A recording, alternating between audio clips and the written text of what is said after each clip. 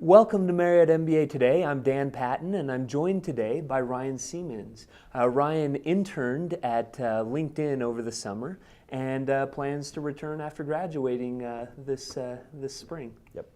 Well, thank you very much for coming on the program today, Ryan.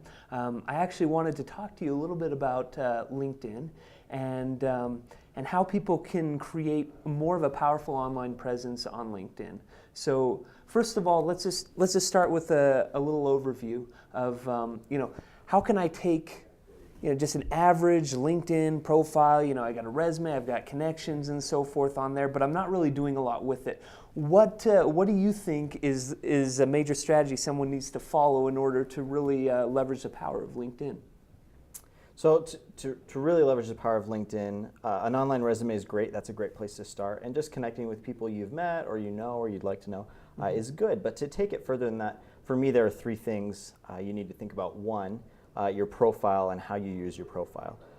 Being more active and making it more than a resume, more so that you're talking about what you'd like to do in the future, and you're trying to connect with people on a more of a level than here's what I've done in the past. Right.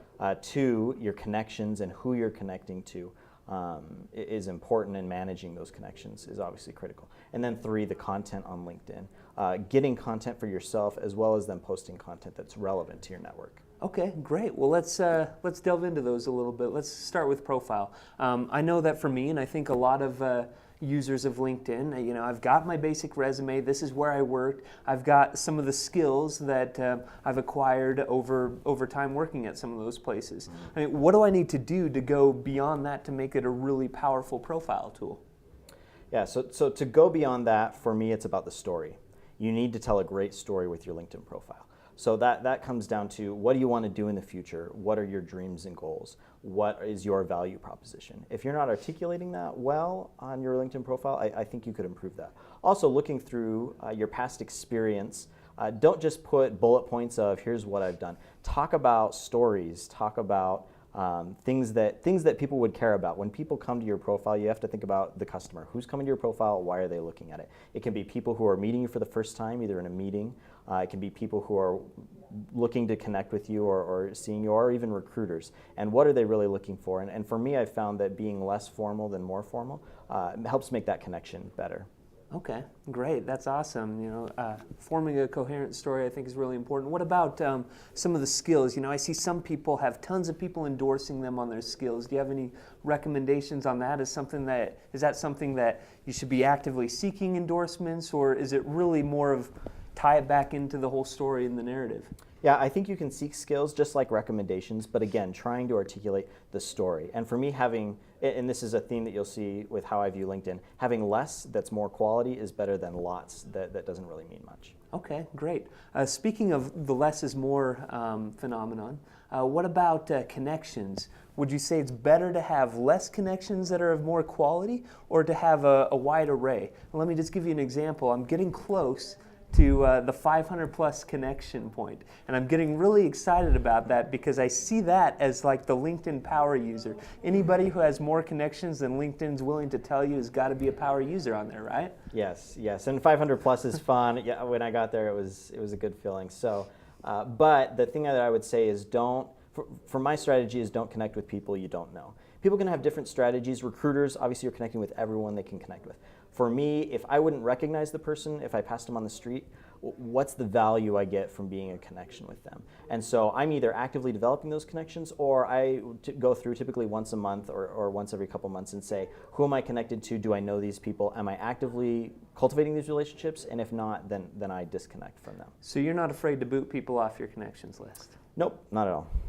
Okay, yeah, and I think that's a good thing. People shouldn't take that personally, because really you're maintaining more of a quality setup. And yeah, it's about quality. For me, I also use tagging so that I have groups of people that are, I think, critical in entrepreneurship or a business I'll start, people that are in HR, which I'm interested in, people in certain areas or my close circle. I've tagged those people so that I can look at that periodically and think about, what am I trying to do in this area? Have I connected with these people?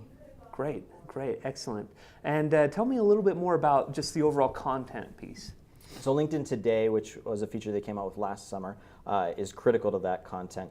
For me, it's the most targeted source of news that you can get because LinkedIn knows so much about you, not just that you've put on your profile, but people you've connected with and companies you're following, companies you've been a part of. So LinkedIn Today, is that a link on the homepage? How do I get to that? So if you go to the homepage, LinkedIn Today is featured at the top with a Okay. few news stories. They'll also send you emails occasionally if you set your settings that way. But you can click on a link to see more, and it'll take you to the LinkedIn Today page, which has dozens of articles that are curated for you and makes it easy to find news articles as well as share them on your network. And that's the other piece of content, is sharing.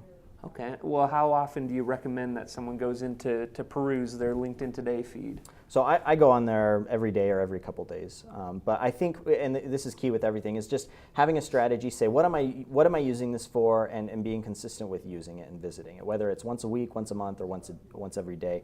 Just being consistent with that consistency can help you find value. Excellent. I really appreciate you talk about the strategy piece. And actually, if you stay tuned, we're going to have another special here with Ryan, talking a little bit more about your networking strategy and how LinkedIn can really fit into your overarching strategy. Thank you so much for watching this segment. Again, this is Marriott MBA Today. Thanks for joining us.